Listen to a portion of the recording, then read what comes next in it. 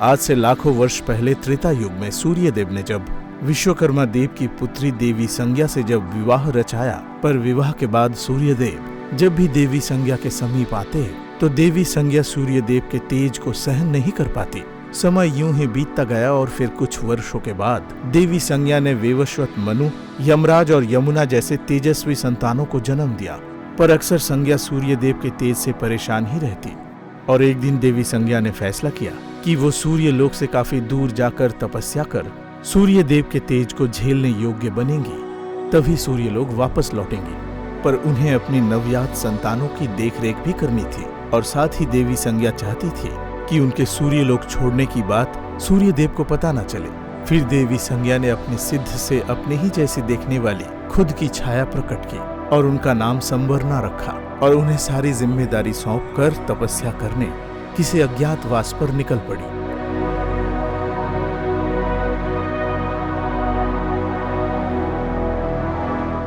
इसके बाद सूर्यदेव जब भी अपने पत्नी की समीप आते तो उनके तेज से देवी संवरना यानी कि देवी छाया पे उनके तेज का कोई असर नहीं होता और दोनों खुशी खुशी अपने मिलन का आनंद उठा लेते। सूर्यदेव देवी छाया को ही अपनी पत्नी संज्ञा समझते रहे और समय यूं ही बीतता चला गया। फिर धीरे धीरे वेवस्वत मनु, यमराज और यमुना भी बड़े हो गए, जिन्हें कि सूर्यदेव ने उनके काबिलियत के अनुसार उनको अपना अपना कार्यभार सौंप दिया और खुद भी अपने कार्य में व्यस्त रहने लगे, जिससे कि देवी छाया अकेली पड़ गई। जिसके बाद देवी छाया महादेव की तपस्या करने का निश्चय किया और फिर महादेव की तपस्या में पूरी तरह से लिप्त हो गई। फिर यूं ही तेज धूप में तप कर भूखे रहकर तपस्या करते करते कई माह बीत गए और साथ ही देवी छाया ने तपस्या करते समय ही गर्भ धारण कर लिया था। और इसी बीच महादेव जब देवी छाया के सम्मुख प्रकट हुए और उनसे अपना वरदान मांगने को कहा, तब देवी छाया ने महादेव से अपने लिए एक असल जीवन मांग लिया, क्योंकि वे सिर्फ देवी संज्ञा की एक छाया मात्र थी। दरअसल एक अरसे से देवी संज्ञा की सूर्यलोक में वापस न आने के कारण अब देवी छाया के अंदर एक असल जीवन पाने की इच्छा जागृत हो चुकी थी। फिर महादेव तथास्तु कहकर अंतर्धान हो गए। फिर कुछ महीने बाद देवी छाया ने एक दिव्य शिशु को जन्म दिया, पर वो दिव्य शिशु कुपोषित और काले रंग का हुआ। और एक दिन सूर्यदेव सूर्यलोक में स्थित अपनी महल अपनी पत्नी से मिलने के लिए आए, जहां उनकी पत्नी ने उनके पुत्र शनि से मिलवाया और पुत्र शनि को सीधे सूर्यदेव के गोद में रख दिया। पर जैसे ही सूर्यदेव की नजर पुत्र शनि पर गई, वे पूरी तरह से हैरान हो गए और क्रोधित भी। फिर पुत्र शनि को देवी छाया के गोद में वापस रखते हुए सूर्यदेव ने देवी छाया को बहुत ही धुतकारा।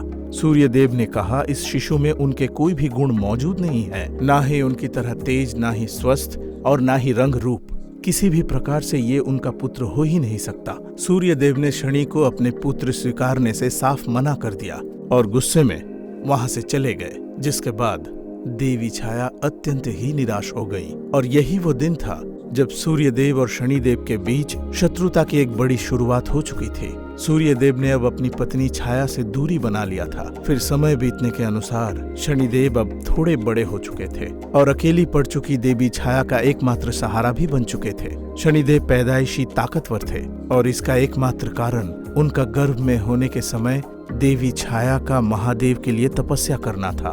तपस्या के प्रभाव के कारण ही शनिदेव पैदाइशी ताकतवर थे। ताकतवर होने के साथ साथ वो थोड़े गुस्सैल और शरारती भी थे। बेहद कम उम्र होने के बावजूद भी उन्होंने कई गंधर्वों को युद्ध में अकेले ही परास्त कर दिया था, यहाँ तक कि देवताओं को भी टक्कर देने लगे थे।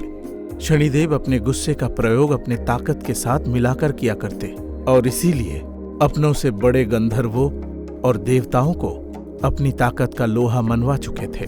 शनिदेव अब युवा भी हो चुके थे। फिर देवी छाया ने शनिदेव के दिन पर दिन बढ़ते गुस्से को शांत करने के लिए उनके विवाह चित्ररथ नाम की कन्या से करवा दिया, जो कि परम तेजस्विनी और साध्वी थी। विवाह के बाद शनिदेव सचमुच बहुत शांत रहने लगे थे और एक बार जब शनिदेव अपने ध्यान मुद्रा में बैठे हुए थे, तब उनकी पत्नी चित्ररथ ने शनिदेव के सम्मुख पुत्र प्राप्ति की इच्छा व्यक्त की, जिसका शनिदेव ने कोई उत्तर नहीं दिया। तमाम बार अपनी इच्छा व्यक्त करने के बावजूद भी देवी चित्ररथ को शनिदेव की तरफ से कोई जवाब ना मिला। फिर देवी चित्ररथ को शनिदेव का ये व्यवहार अपमानजनक लगा और फिर देवी चित्ररथ क्रोध में आकर शनिदेव को श्राप दे बैठी। देवी चित्ररथ के श्राप के दौरान शनिदेव यदि किसी को मात्र देख भी लें तो उसकी तबाही निश्चित थी, यानी कि देवी चित्ररथ ने उन्हें किसी को आंख उठाकर न देखने का श्राप दे दिया। ध्यान मुद्रा से उठने के बाद शनिदेव को अपने भूल का आभास हुआ और उन्होंने अपनी पत्नी को मनाने की बेहद कोशिश की, जिसके बाद देवी चित्ररथ को भी अपनी गलती का एहसास हुआ। पर श्राप को निष्फल करने की शक्ति देवी चित्ररथ के पास न थी और फिर इस घटना के बाद से शनिदेव अपने सिर नीचे करके चलने लगे। फिर ये बात पूरे ब्रह्मांड में तेजी से फैल गई और ये बात असुरों के गुरु शुक्राचार्य को भी पता चली, जिसके बाद असुरों के सेनापति राहु के साथ शनिदेव के सम्मुख प्रकट हुए और शनिदेव के इस श्राप को शक्ति बनाकर देवताओं के खिलाफ इस्तेमाल करने की सलाह दी, जिसके बाद शनिदेव ने शुक्राचार्य को खुद के स्वार्थ के लिए दूसरों का इस्तेमाल ना करने का सलाह देते हुए साफ मना कर दिया और शुक्राचार्य समेत राहु को वापस जाने की सलाह दे दी। इसी बीच देवी संज्ञा पृथ्वी से सूर्य देव के तेज को झेलने योग्य बनकर सूर्य लोक वापस लौट आई और फिर उन्हें अपनी पीठ पीछे हुए सभी करतूतों का पता चल गया।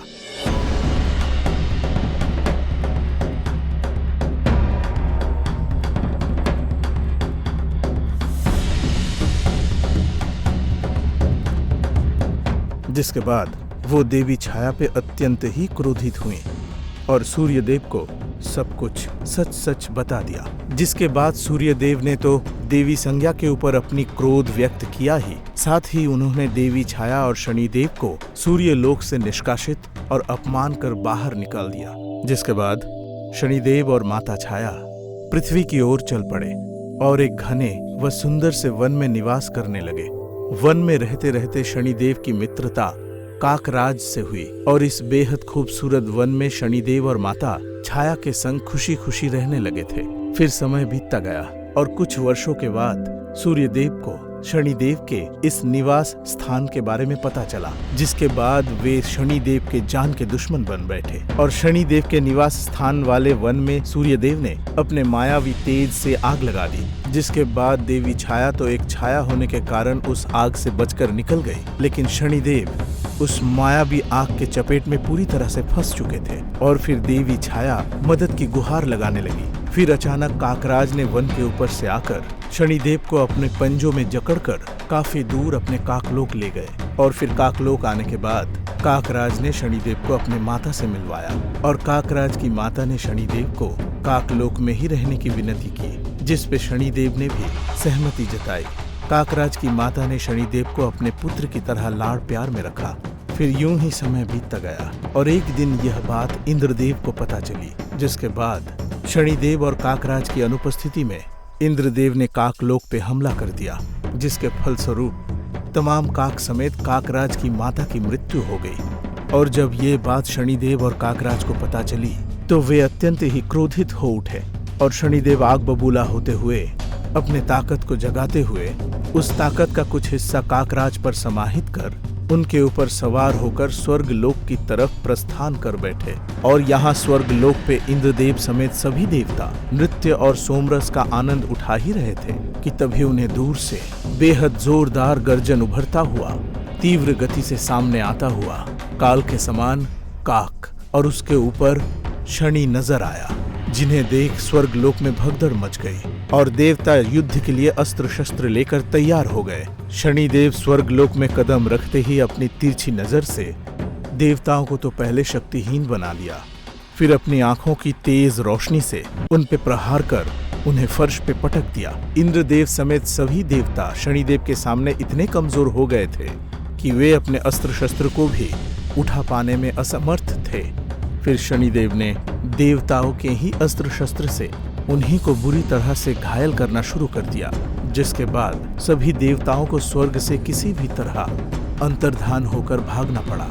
इंद्रदेव समेत सभी देवताओं ने शनिदेव के भय से कहीं दूर जाकर सूर्यदेव को याद किया और सभी सूर्यदेव से शनिदेव को जलाकर भस्म कर देने की विनती करने लगे। जिसके बाद स्वर्ग लोक में सूर्यदेव का आगमन हुआ और सूर्यदेव ने शनिदेव को यह सब रोकने का आदेश दिया, जिस पे शनिदेव ने साफ इनकार कर दिया। फिर सूर्यदेव ने शनिदेव के ऊपर अपनी मायावी घातक किरणों का प्रहार कर दिया, जिसे कि बीच में ही शनिदेव ने अपने आंखों की भयंकर ऊर्जा से तबाह कर दिया और साथ ही सूर्यदेव के ऊपर अपने कुदृष्टि भी डाल दिया, जिससे कि सूर्यदेव बिल्कुल ठंडे और काले पड़ गए, जिसके फलस्वरूप पूरी आकाशगंगा की रोशनी ही विलुप्त हो गई और हर जगह सिर्फ और सिर्फ अंधेरा छा गया। जिसके बाद सूर्यदेव को भी स्वर्ग छोड़कर भागना पड़ा। फिर सभी देवता अपने बचे कुचे शक्ति को इस्तेमाल कर किसी भी प्रकार पृथ्वी में स्थित कैलाश पहुंचे और महादेव के सम्मुख सारी बात बताकर रो पड़े। जिसके बाद महादेव ने तो सबसे पहले सभी देवताओं को उनके करतूतों के लिए फटकार लगाई और फिर स्वर्ग समेत सभी देवताओं की शक्ति को वापस दिलाने का भरोसा भी दिलाया। फिर महादेव ने अपने शिवगणों की टुकड़ियों को देवताओं के साथ स्वर्गलोक रवाना किया। जिसके बाद स्वर्गलोक पहुंचते ही देवताओं ने शनिदेव को युद्ध के लिए ललकारा। जिसके बाद शनिदेव युद्ध के लिए देवताओं और शिवगणों के सामने उपस्थित हुए और फिर शिवगण समेत सभी देवता एक साथ मिलकर शनिदेव पर टूट पड़े। जिसके बाद शनिदेव शिवगणों और देवताओं के प्रहार से बचते हुए काकराज के ऊपर जा बैठे और अपने कुदृष्टि का प्रयोग करके उन्होंने सबसे पहले शिवगणों को तो असुस्थ और शक्तिहीन बना दिया, जिससे कि वे जमीन पर गिर पड़े। फिर शनिदेव ने अपने कुदृष्टि से इंद्रदेव और सूर्यदेव को वहीं मूर्छित कर दिया और यह देख बाकी देवता स्वर्गलोक से अंतर्धान हो गए और फिर इंद्रदेव समेत सूर्यदेव को स्वर्गलोक में ही अपना बंदी बनाकर बंदी गृह में डाल दिया और यहाँ अग्निदेव व वरुण देव समेत बाकी देवता स्वर्गलोक से दोबारा से भागते हुए कैलाश महादेव के पास आ पहुंचे और महादेव को सारी बात बताते हुए उन्हें स्वयं स्वर्गलोक चलकर शनिदेव को समाप्त करने की विनती करने लगे। इतना सुनते ही महादेव कैलाश से अंतर्धान हो गए और देवता देखते ही रह गए और यहाँ स्वर्गलोक पे शनिदेव पूरी तरह अपना आधिपत्य जमा कर बैठ चुके थे एवं इंद्रदेव समेत सूर्यदेव को एक बड़ा दंड देने में जुट चुके थे कि अचानक स्वर्गलोक में एक सैलाब सा आ गया। पूरा स्वर्ग थर्रा उठा। फिर आगमन हुआ देवों के देव महादेव का। जिसके बाद महादेव ने शनिदेव को यह सब रोकने का आदेश दिया, पर शनिदेव ने अपना सिर झुकाए हुए ही इनकार कर दिया। फिर महादेव ने शनिदेव को युद्ध करने के लिए कहा। जिसके बाद शनिदेव अपने सम्मुख इतनी बड़ी शक्ति देख घबरा गए और जल्दबाजी कर बैठे। शनिदेव ने अपना कुदृष्टि सीधा महादेव पर ही डाल दी, जिसके जवाब में महादेव ने अपने तीसरे नेत्र को शनिदेव की तरफ थोड़ी सी खोल दी, जिसके फलस्वरूप महादेव के तीसरे नेत्र से निकले थोड़े से ही ऊर्जा से शनिदेव का शरीर बीच में से फट गया और वो बुरी तरह से घायल हो गए। फिर वे काफी ज्यादा तेज झटके से पृथ्वी की तरफ गिरते चले गए। शनिदेव के मूर्छित होते ही देवताओं की शक्ति वापस आ गई और यहाँ महादेव के तीसरे नेत्र से निकले हुए थोड़ी सी ऊर्जा में ही इतनी ताकत थी कि शनिदेव स्वर्ग से नीचे की तरफ गिरते हुए पृथ्वी काफी तीव्र गति से पहुंच गए और तमाम पेड़ पौधों को ध्वस्त करते हुए एक पीपल के पेड़ में जा अटके। शनिदेव पूरी तरह से अधमरा हो चुके थे।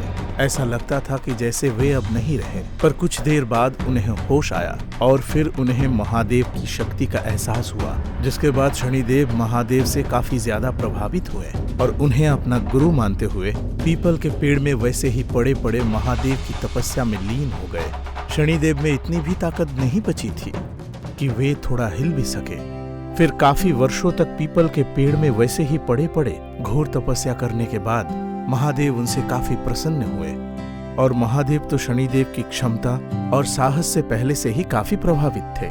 इसलिए उन्होंने शनिदेव को पीपल के पेड़ से अंतर्धान कर सीधे अंतरिक्ष में ला खड़ा कर दिया और पहले जैसे स्वस्थ भी बना दिया। साथ ही महादेव ने शनिदेव को एक दिव्य त्रिशूल भी भेंट किया, जिसके बाद महादेव ने शनिदेव को एक लोक भी भेंट किया, जिसको महादेव ने शनि लोक नाम दिया। और आखिर में महादेव ने समस्त ब्रह्मांड की देवी देवताओं की मौजूदगी में शनिदेव को पूरे ब्रह्मांड का न्यायाधीश घोषित किया, यानी कि न्याय के देवता। और यह देख सूर्यदेव समेत सभी देवताओं को शनिदेव के साथ किए गए क्रूरता को लेकर अपनी गलती का एहसास हुआ। फिर अपनी गलती का पश्चाताप करने के लिए सूर्यदेव पृथ्वी जाकर देवी छाया को सूर्यलोक वापस लेकर आए और खुशी खुशी रहने लगे।